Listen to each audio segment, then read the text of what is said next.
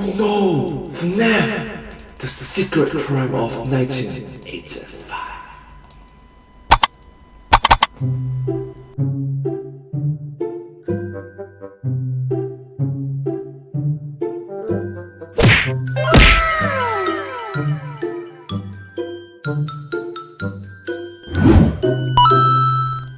Hi everyone, let's start! Welcome to this video, by the way. Race you to the ball pit? Hey, that's no fair. I haven't got my... I'm sorry, what? Race you to the ball pit? Hey, that's no fair. I haven't got my shoes off yet.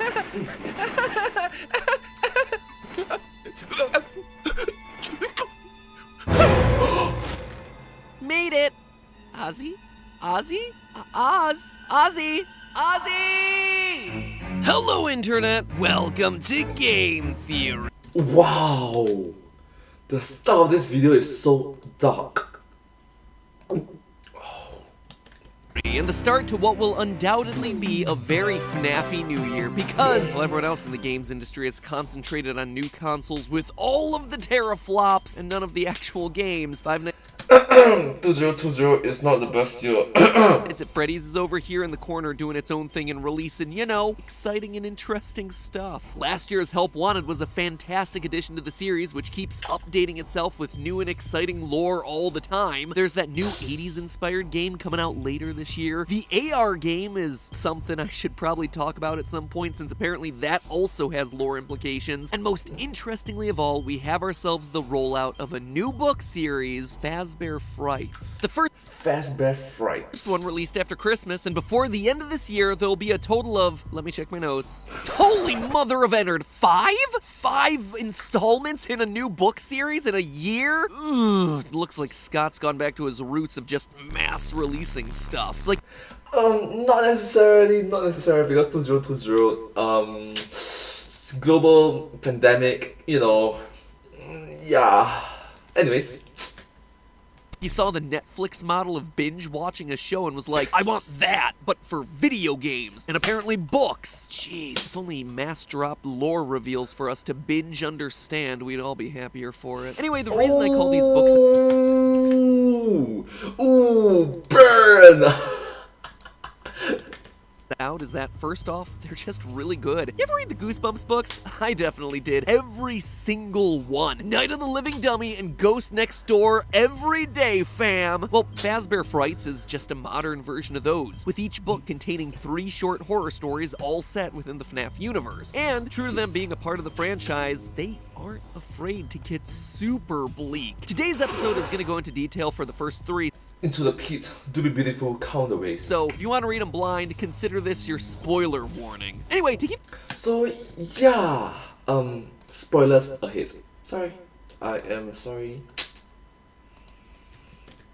a sense of tone, one story ends with a girl finding her severed body parts hidden away in plastic bags, only to then realize that she herself has been piece by piece replaced with a robotic body. In another, a teenage girl's imprisoned and forced to choose the way in which she is gonna die, with options ranging from boiling alive to electrocution to decapitation. She chooses the decap attack. Dear FNAF tubers, I know we were all super worried about Kappa coming in and striking us down, but when we're covering stories like these, I think we're pretty darn safe. But of course, I wouldn't be talking about all this on Game Theory if it wasn't for the lore. These aren't just random horror stories. Each one is connected back to Kappa for the kids. Pretty dumb stuff. Characters and locations that we know from the original games. The girl who makes a wish to be beautiful and then is unknowingly hacked to pieces? Well, the fairy godmother doing the hacking is a red pigtailed clown robot with green eyes. Does Suspicious. It's very that sus. description sound familiar to anyone? What about the girl who opts for decapitation? Well, I mentioned that she's imprisoned. What I left out was that she's actually trapped in the stomach of a white and pink bear with a twisted sense of humor and a thirst for blood. And if all that's too subtle for you, well, the first story outright has a guy in a golden bunny suit taking us to see 6 murdered kids in the back of a Freddy's Pizzeria in the year 1985. Pretty darn direct, but more on that later. These stories matter because they're giving us more information about how the FNAF universe operates, sometimes in very direct ways, like giving us the exact number of murder victims and the dates of their death, and sometimes in more indirect ways, by showing us that this is a canon where a girl can be can be like big around the bush here and there. He built day by day, piece by piece as a human-robot hybrid so realistic that no one, not even herself, realizes it. And so that is what we're covering today. What these stories show us about the FNAF universe, what they confirm, and also what important new details they unlock. Plus, they open up a big theory about the games, one that I There's no miscommunication, I'm ready. I will let you down. actually got wrong late last year, and I'm very excited about now. So with all that said, reader beware, you're in for a scare. Oh, reader beware. Oh wait, that phrase is quite catchy. Reader beware, you're in for a scare. Okay, let's start. Oh, and for those of you who've dismissed the stories as non-canon, I wouldn't be too quick to judge these books. Each one of them has this in its official description. Quote, in this volume, horror master Scott Cawthon spins 3 sinister novella-length stories from different corners of his series' canon. End quote. Different corners of the canon, you say? Sounds to me like some stories are going to be more aligned with the trilogy of books, some more so with the canon of the games, but still, all of them existing within the canon itself. So absolutely worth our time to investigate. The first story actually has a lot to cover, so I'm gonna just save that one for last and instead start with the second, To Be Beautiful. In it, Sarah, a 14-year-old girl, rescues a red pigtailed clown animatronic from the trunk of a car that she finds in a scrapyard. Grateful to be saved, the robot, who calls herself Eleanor, but is probably better described as Giraffe Baby Eleanor, giraffe baby. based on the cut illustrations from the book, says that she'll grant any wish. Sarah wishes to be beautiful, and Baby, like a twisted fairy godmother, makes it happen by putting Sarah to sleep every night and hacking off sections of her body while she's unconscious, replacing them with robotic junk. Quote, Sarah looked at the floor. One bag contained a human leg, another a human arm. Blood pooled in the bottoms of the bags, but the limbs had been severed neatly, as if in a surgical amputation. Another bag, stuffed with bloody snake-like entrails and what appeared to be a liver, slid from the cabinet's shelf and landed on the floor with a wet splat. Hey, if pizzerias never work out for you, baby, Beverly Hills plastic surgeon is a great backup career.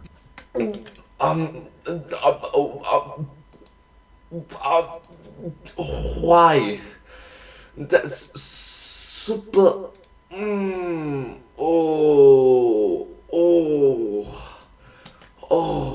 The only stipulation is that Sarah must wear a special necklace to keep the illusion alive. When the necklace inevitably falls off, Sarah's new junk body is exposed and falls apart. She dies, surrounded by her own severed body parts as she's forced to watch Baby walk out into the world having stolen her old look and identity. Quote again, I made your wish come true, Sarah. And in return, Eleanor laughed again. She jerked and shook, her silver finish turning the pinkish shade of Caucasian skin. In a matter of moments, she was a dead ringer for Sarah.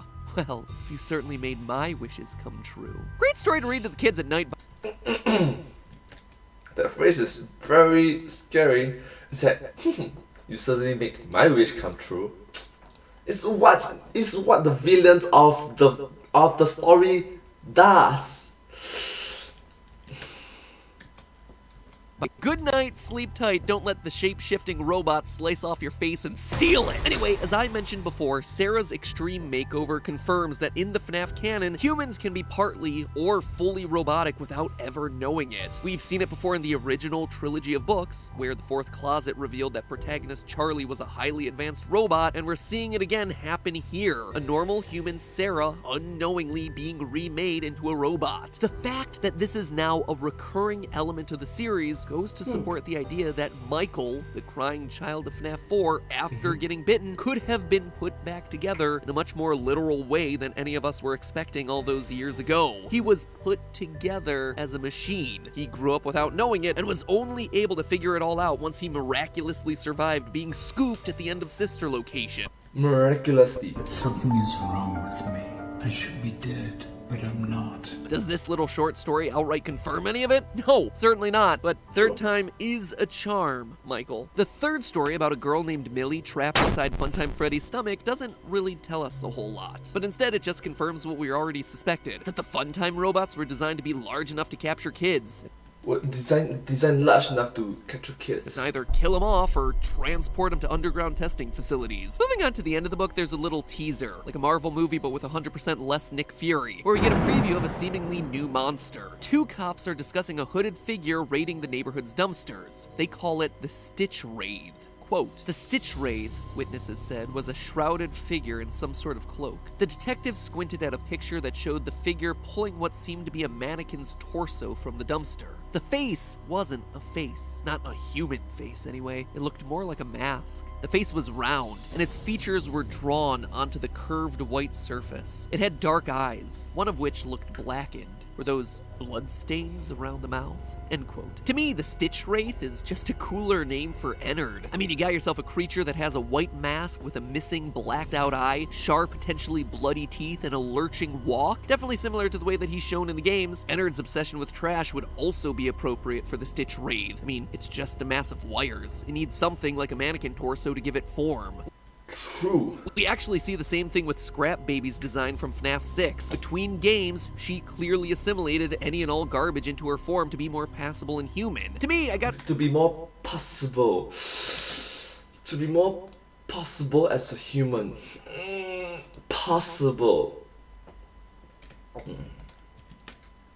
be honest, I just think this Stitch Wraith story is cool because it shows the outside world's reaction to the Freddy creatures that we True, the outside world of the fairy of the know. It starts to show what happened to him after the events of the game. It after the games. connects the dots for the story after the credits finished rolling. To know that Ennard, after he escapes from Sister Location, to the in-universe people going about their daily lives is just this urban legend named the Stitch Wraith, I guess that's just pretty interesting to me. I think it's fun. Anyway, it's also worth noting here that the teaser attributes 5 dead bodies to Ennard. Quote, 5 withered bodies with eyes that bled black down the sides of the face, end quote. So it appears that Ennard, after leaving Michael's body, tried to skin suit 5 or so other people. Notice that it says withered bodies. These are bodies that have clearly decayed, just like we saw with Michael's at the end of Sister Location. And the mode of death, them crying black, it's just the body leaking oil as Ennard needs to go and find another skin suit to possess. So that's pretty much everything else. But what I really want to focus on now and in a follow-up mini-theory is the first story of this bunch. The story where the book gets its name, Into the Pit. In it, a video game-loving, anime-obsessed 10-year-old boy named Oswald is forced to spend most of his summer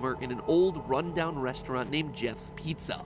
Jeff Pizza. One day, wanting to pull a prank on his father, he finds himself in a, wait for this, time-traveling ball pit that What? What? What? Time train ball pit. takes him to 1985, the day where 6 murders have just happened at Freddy Fazbear's Pizzeria. Quote, when the smell of pizza hit Oswald's nose, he understood. He was still in Jeff's Pizza, or more accurately, what Jeff's Pizza had been before Jeff took over. The ball pit was new and not roped off. On the wall was a mural of the same characters performing on stage, the brown bear, the blue rabbit, and the bird girl. Below their faces were the words Freddy Fazbear's Pizza. He even caught sight of a calendar hanging in an open office that helped him pinpoint the date, 1985. Wow, time traveling. End quote. Way to take the mystery out of it there, guys. I was all ready to cross-reference all the arcade cabinets that you saw in the pizzeria and the allusions to the Smurfs and other popular media at the time to Said you can't. No, you can't see me. It's like John Cena. You can't. Actually, you can see me. So, ta-da. find the date, but you just had to go and take that all away from me. Thanks for saving me the research, I guess, but no thanks for taking away my deserving YouTube watch minutes. And here's the first big mind blow of this book series. First, because I think there are actually 2 in this one story. In this story, we get ourselves clear, indisputable evidence that in 1985, 6 kids were killed. Quote, the rabbit stopped in front of a door with a sign reading party room. Half a dozen kids, none of them older than Oswald, their lifeless bodies propped into sitting positions, their legs stretched out in front of them. They were all wearing Freddy Fazbear birthday party hats. Oswald couldn't tell how they died, but he knew the rabbit was responsible for it, that the rabbit had wanted him to see his handiwork. End quote. On one hand, it's incredible to finally get ourselves a date and a firm number of dead children. Yay! But get ready to change your Facebook status because it is complicated. You see, 1985 has never once been an important date in the series. 1983? Absolutely, that's FNAF 4. 1987? You betcha, that's FNAF 2. We've got ourselves 80s representation everywhere. Mullets and Oingo Boingo for days, but never, not once has there ever been a mention of 1985. And while it might be easy to immediately write that off as a typo or some non-canon event, it's definitely not. Far from it. In fact, for as wacko as it seems, this time-traveling ball pit from a short story and a spin-off series of books takes Oswald back to a pizzeria that we've never seen before, but one that we have absolutely known to have existed since the second game in this series. What?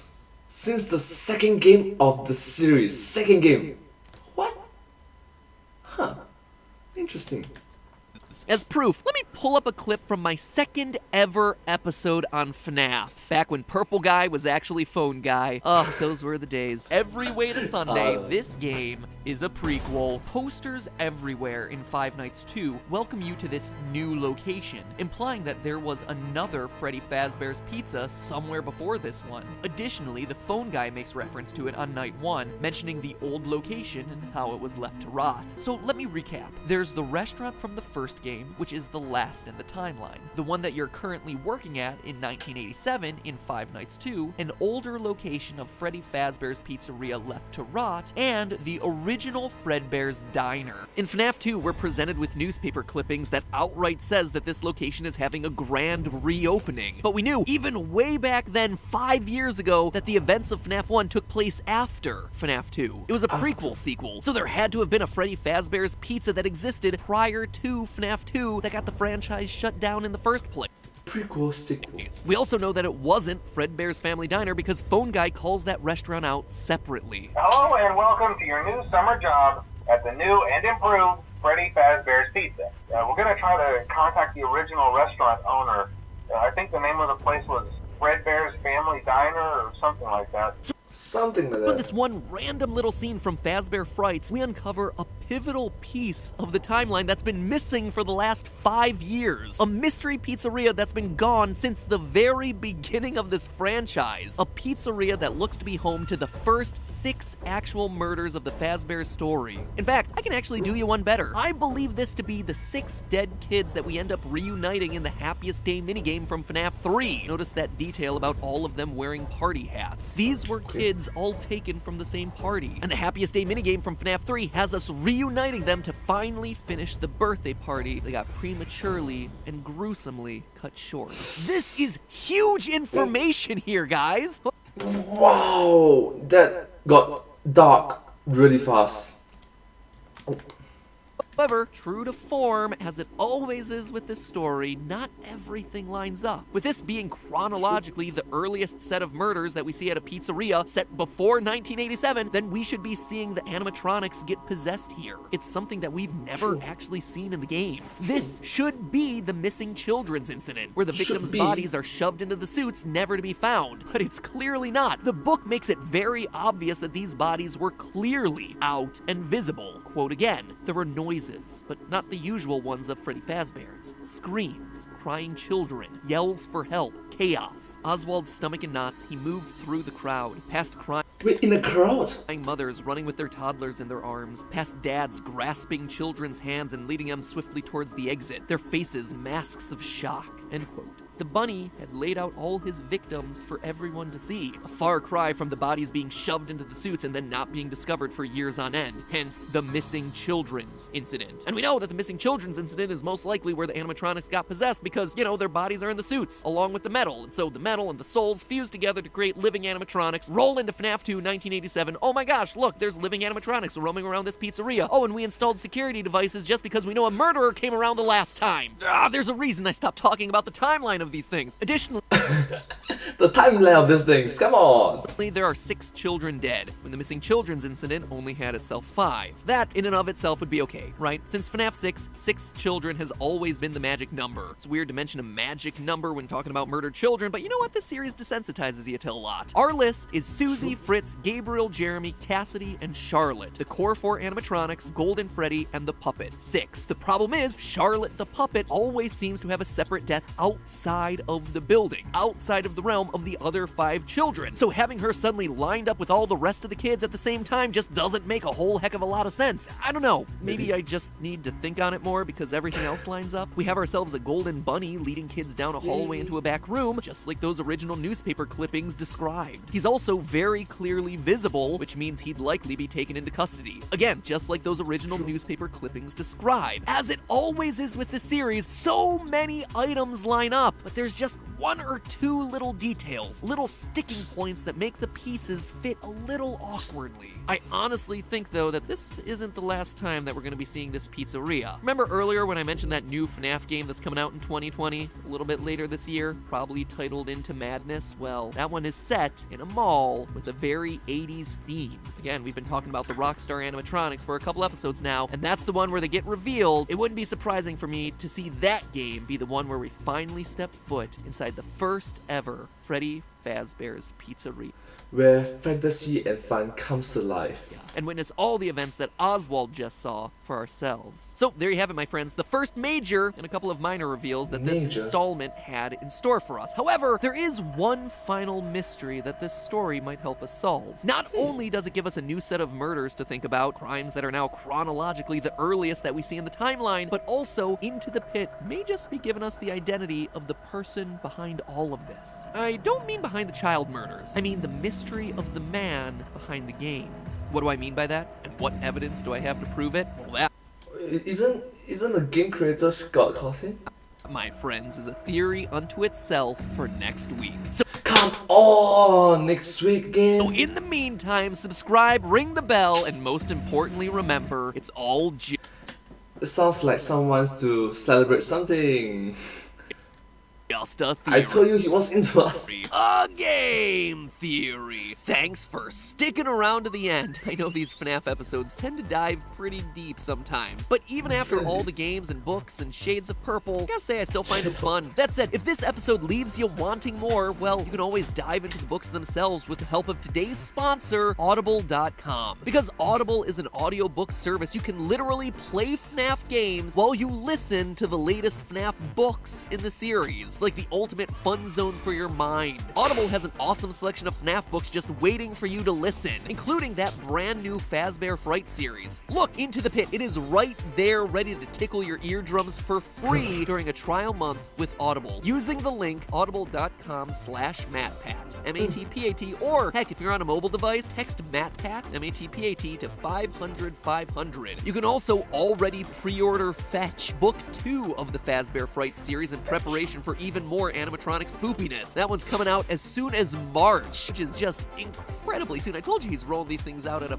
fast pace. And again, if you're tired of FNAF, but you still want some creepy YA genre goodness, well then I'd highly recommend diving into Audible's library of Goosebumps titles. I mean, I told you earlier, but I absolutely devoured these things as a kid and teenager. And even now as an adult, they hold up really well as fun, easy books to listen to when you're not looking to rack your brain. So Fun, easy book that is about something scary, horror, not very pleasant, but yeah, fun and easy to read.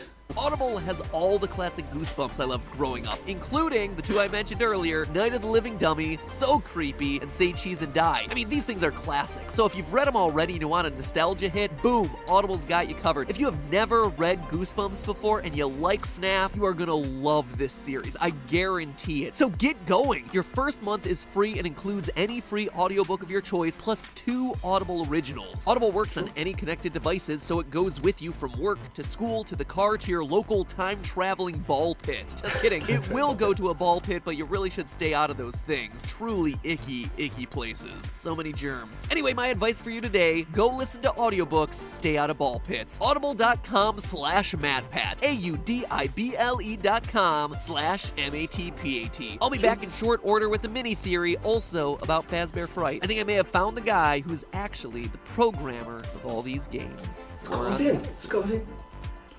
He's the game developer, isn't he? You know. But anyways, thank you all so much for watching this video. I sincerely appreciate all of you for watching this video. If you do like this video, please consider to like, share, subscribe to my channel, and comment down below if you have anything to share. But do remember to follow me. Do follow my channel, and thank you so much for all the support for my channel. Thank you, and I'll see you next time.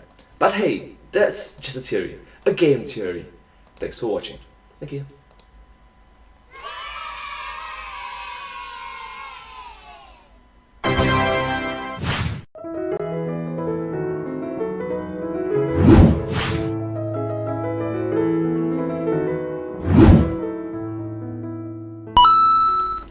Thank you so much. This video came out in 2020, which is last year, from the YouTube channel The Game Theorists. I'm a huge fan of their work and I hope that you will like this video and support them as well. Thank you all so much, and I'll see you next time. Thank you. Thanks so much. Yay!